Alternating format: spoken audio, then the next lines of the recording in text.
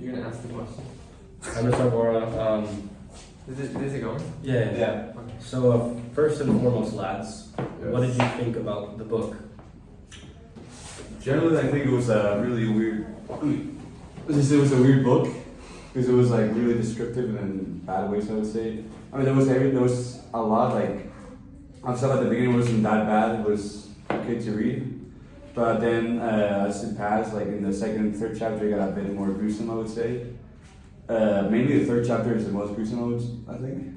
What do you guys think? No more than the second one. Yeah. Not gruesome, like I mean, like for example, like in the third chapter, like they talked about how like more like about the mental institute she was in, like after That's true. after what happened in the second chapter, and there I think it was like a bit like way more gruesome to read compared to the second one. The second one was more like you just wanted to stop reading, but the third one is like just gruesome. Yeah, I agree. I started reading the book and I was like, wow, this isn't that bad.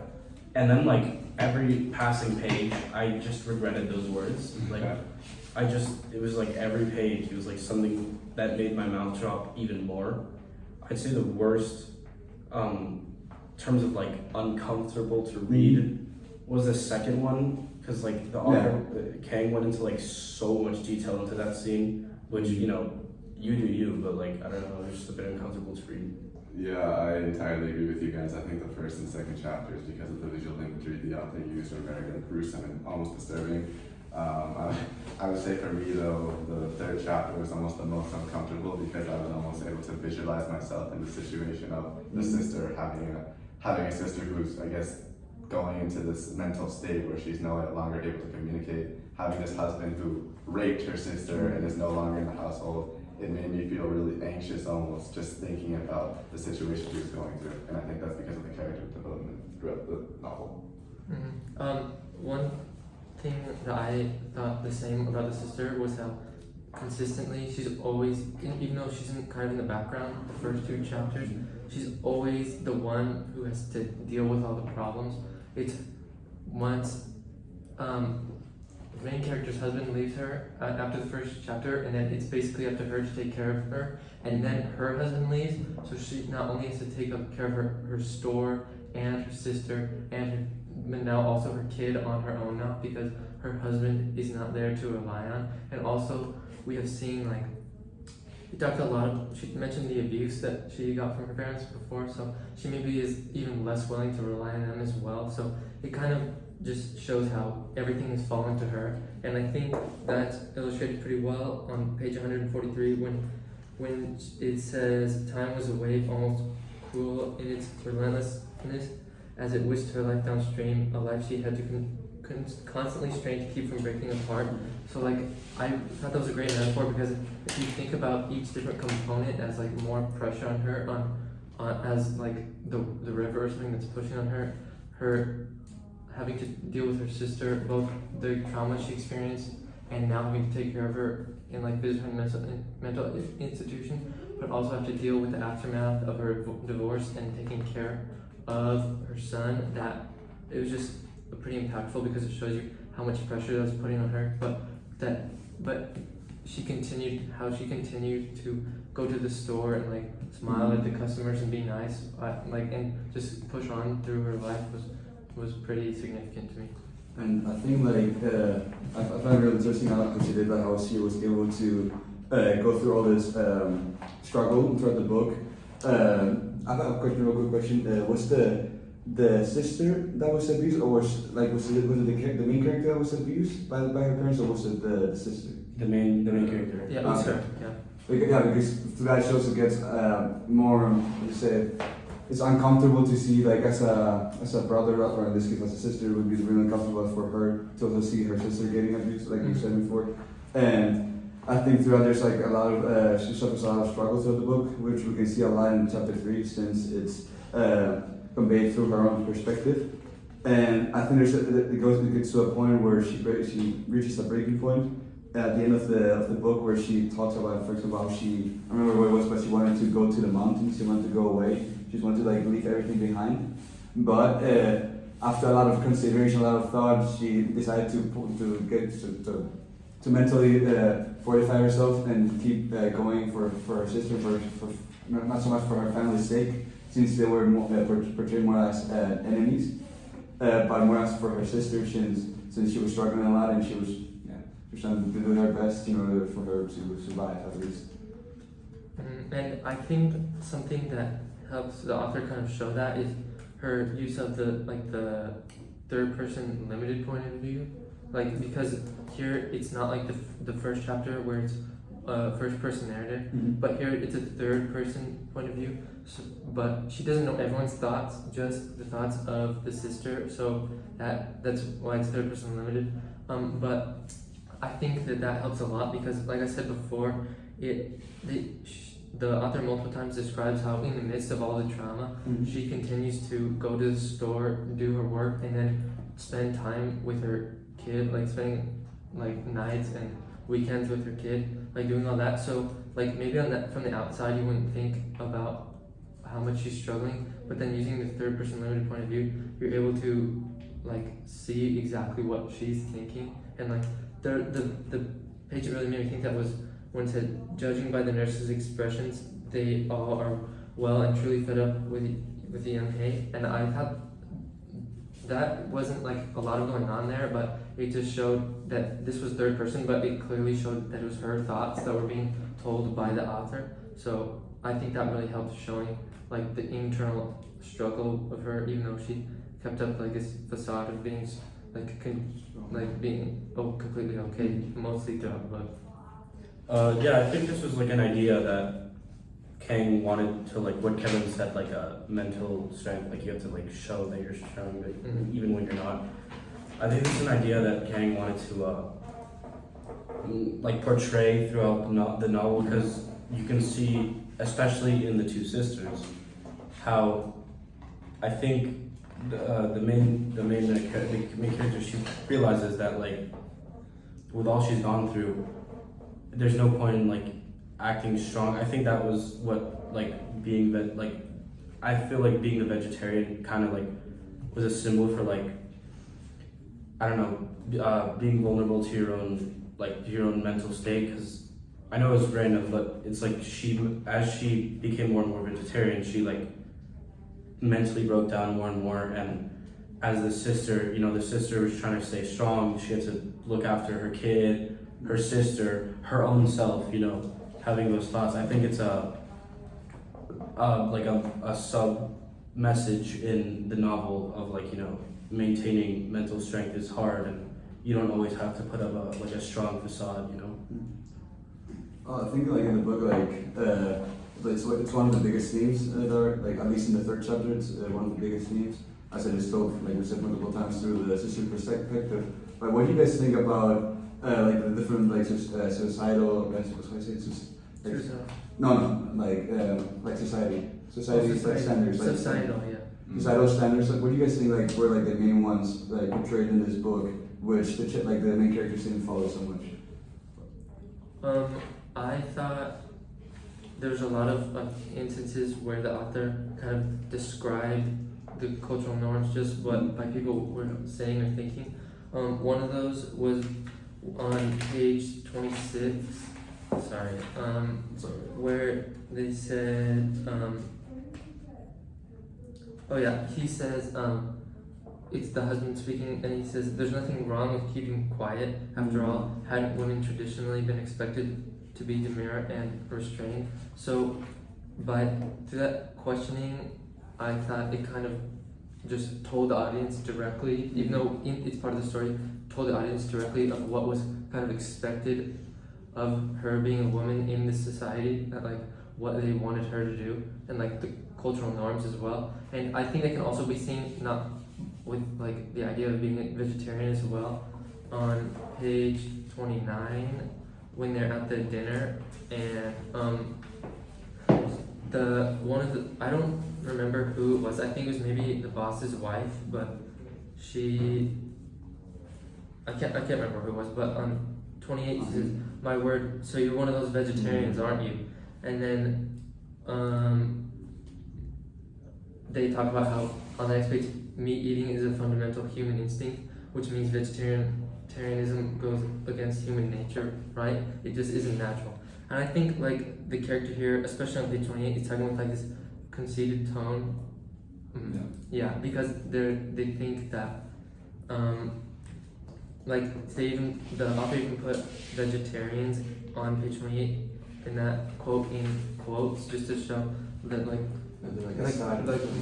to show the tone they said it with, like how they look down on that sort of behavior because they just think it's ridiculous, and that kind of just demonstrates the lack of acceptance and how they made her feel bad about her new behavior, I guess. Not only that, but like the things you mentioned before, also like I think explain like the Korean standards. I'm not so sure if it's Korean standards, but like it's how it's explained through the book that the Korean standards are how people like mainly love meat, and like for example like down here it says like, but surely it is impossible to live without eating meat. That's what the boss wife said, and I think that's pretty much saying that they can't believe like through a Korean view that someone is eating only like they're not eating meat. I just thought about it. Hope it is stopped. No, it's still going. Sorry. Hi again. But yeah, throughout the book, like there's like a lot of like examples like where we can see like how the society is in Korea mainly, and how they're not so fond of this vegetarian thought, and they're more traditional and like towards so traditional beliefs such as, for example, like what the husband said before, like about like what women should do, and also like about eating meat and everything. Which one of the things do you think she struggled with most with specifically her husband and like that family, that she was a woman, or because of the vegetarian thing? I mean, I know the book is about mainly the vegetarian thing, but like it is a lot of like, it's more subtle, I think, talking about that, but I think it's definitely present. In this book, like there's like both of them. You can see a lot of both. Mainly in the first one, you can see more the standard of being a woman, like what they like their role they should follow. Through like we can see that through a dad, since he's pretty much saying like most of the time that he taught her daughters to be more how to say it, like to obey more like the man, like to obey their husbands, and follow more of a traditional role instead of the modern one of being independent.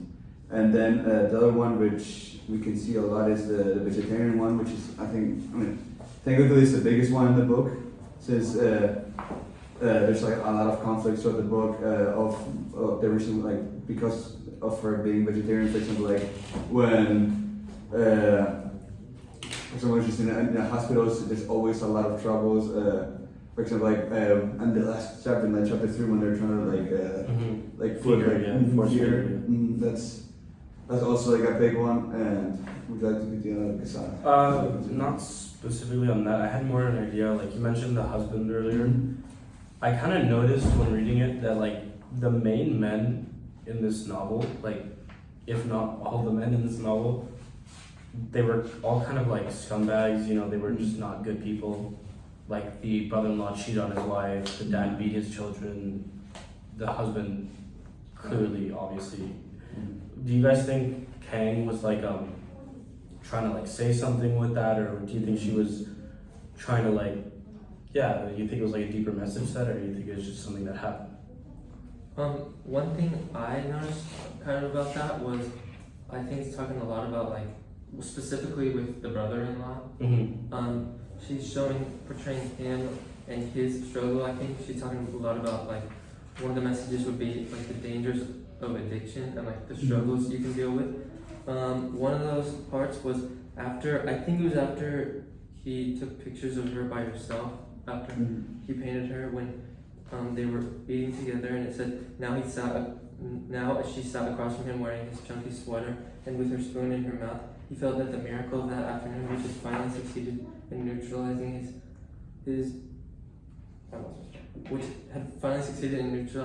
the persistent, agonizing desire of the past year, was well and truly over. So you think it would be done, but then he still continues on to go on and try and get her to do more and more stuff, which shows he thought he had like satisfied himself, but really it just had gotten worse and worse. So like it shows that addiction, like it's really hard to overcome, and it's also like somewhat uncontrollable, I guess. Mhm. And so she's talking about like how terrible it is to get into that kind of thing as well. And another part I thought was interesting kind of about that was, hold on, I think it's on page 94. It says, he hesitated, he promised himself he wouldn't do this, but as she gazed over the pitch black window, he couldn't stop himself from taking a close-up of her face. And like, that shows, this also goes along with the theme of addiction, but like, this internal conflict, like he wants to stop himself from doing it, but he just can't do it. And I thought it was like, to me, it reminded me of like movies with like a werewolf or something, where it's just like this terrible thing he just wants to get out of, but he just can't stop Like double himself. personality. Mhm. Yeah, just like, it's like this like cage, I guess, he just can't get out of, he just can't stop himself from happening. So I thought that was mainly where she was going with that, but Yeah, I think that's a very interesting point you bring up about how what's his name, the second husband, the husband of, It's brother-in-law. what's his name? I don't remember. I would just call him the husband. He's He's the brother-in-law. the brother-in-law. The Yeah, brother-in-law. so how he on the one hand represents addiction, and I think it's kind of a juxtaposition between Mr. Chung and him, because I would say that Mr. Chung almost represents, I guess, complacency, Yeah. the opposite of Bored. He's just bored. just a boring guy. Yeah. But at the same time, even though they're polar opposites in their personalities and their actions, I think ultimately their intents are relatively the same. Mr. Chung, he goes and he doesn't conform to society and he breaks his wife in the same way that Mr. What's the other guy? Sorry. But Mongolian yeah. Mark, Yeah. obsession guy, goes against society and ultimately, well, I don't know if you call it rapes, Young Hae or whatever, but they ultimately have the same actions despite being polar opposites in a symbolic way. What I find interesting is like the dual identity of the brother-in-law, because at the end of the book, like the sister of the main character describes how how lonely or like how sad he felt after doing that, like after like raping the wife. But like it's like we can see like for example like the addictive part of him, and then like the other person, I would say, which is the addictive part is the person that wants to keep going and can't stop. And the other person is one that actually feels sorry for what he's doing and he wants to stop but he can't. And I like how there's like a contrast between both of them like throughout the book. But I mean at the end of the book, like it's just I don't get what he did. So Yeah, I agree. I definitely think that like Kevin said earlier, Kang was definitely trying to like show the effects of addiction and like how it's so uncontrollable sometimes and you just can't stop. But at the same time, she definitely wasn't trying to make him seem like a good person. But she was trying to like maybe show that he's not all terrible, you know, that it's just something that it's like an addiction, he can't beat it, and he does feel sympathy because as we know, it's like we know that he feels sympathy. But at the same time he's still a bad person, you know, but it's like you have that little bit of sympathy for him, and I think that's what Kang was trying to do. I think she was trying to show that although he's not a good person, he's not a terrible person, you know? And I think, I can't remember, maybe it was Will talking about the dual identity, or was I you? Oh yeah. I thought it was interesting because it was something I kind of thought as well, but at the beginning kind of something different. When they're having the lunch together or something, the two families, and then they talk about the food or something, and then the brother-in-law says, "What did I do? It was all down to my wife." Like he just gives her the credit. So at the beginning, I even wrote down that maybe he was like a foil character to the husband, because like he was completely different. He was the opposite. He was maybe what like we thought would be more acceptable, because he was nice. He had a family. It seemed like he cared about his wife, and he seemed like he was nice to his sister-in-law, because I mean we learned actually on later, but because he was willing to step up and help her get to the hospital. So at the beginning, I thought I thought the main character's husband would never like just defer to her or just give her the credit or something. So I thought he was like maybe supposed to be the opposite of him, but I think that was just maybe a technique to make it seem more surprising than he did later, and show like another message of like people on the outside don't appear as they really are, because like you don't really know what's going on behind closed doors, you know. So I thought that was another thing that she was trying to say.